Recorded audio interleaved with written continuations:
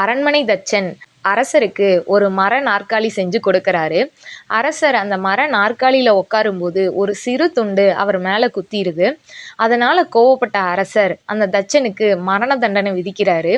தச்சன் அரசர்கிட்ட, "அரசே, நான் இந்த மரண தண்டனையை ஏத்துக்கிறேன். ஆனா எனக்கு 5 வருஷம் டைம் மட்டும் குடுங்க" அப்படின்னு கேட்கிறாரு.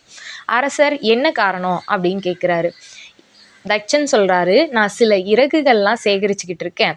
அந்த இறகுகள் எல்லாத்தையும் உங்க குதிரை மேல பூட்டினீங்கன்னா, உங்க குதிரை பறக்க ஆரம்பிச்சுரும். நீங்களும் பறக்கிற ராஜாவாயிருவீங்க. அதுக்கு எனக்கு 5 வருஷம் டைம் வேணும்" அப்படின்னு கேட்குறாரு. அரசரும் ரொம்ப ஆசையில, "சரிப்பா, நீ 5 வருஷம் டைம் எடுத்துக்க" அப்படின்னு சொல்லிட்டு போயிடுறாரு. அந்த இடத்துக்கு அமைச்சர் வராரு. உடனே அமைச்சர் தச்சன் கிட்ட கேட்குறாரு, "எங்கேயாவது குதிரை பறக்குமா? நீ பொய் தானே சொல்ற" அப்படிங்கிறாரு. உடனே தச்சன் சொல்றாரு, "ஆமா அமைச்சரே, குதிரை பறக்காதுன்னு உங்களுக்கும் தெரியும், எனக்கும் தெரியும், அரசருக்கும் தெரியும். ஆனா அவர் ஏதோ ஒரு நம்பிக்கையில எனக்காக 5 வருஷம் டைம் குடுத்துருக்காரு. ஆனா இந்த 5 வருஷத்துல ராஜாவோட மனசு மாறலாம், இல்ல ராஜாவே ஆட்சியிலிருந்து மாறலாம். அப்படி இல்லைன்னா குதிரையே கூட பறக்கவும் செய்யலாம். என்ன நடக்கும்னு யாருக்கு தெரியும்? காலம் எல்லாத்தையும் மாத்தும்." ஆமாங்க, கால நேரம் கண்டிப்பா எல்லாத்தையும் மாத்தும். நம்ம பொறுமையா காத்துட்டு இருக்கணும். அவ்வளோதான்.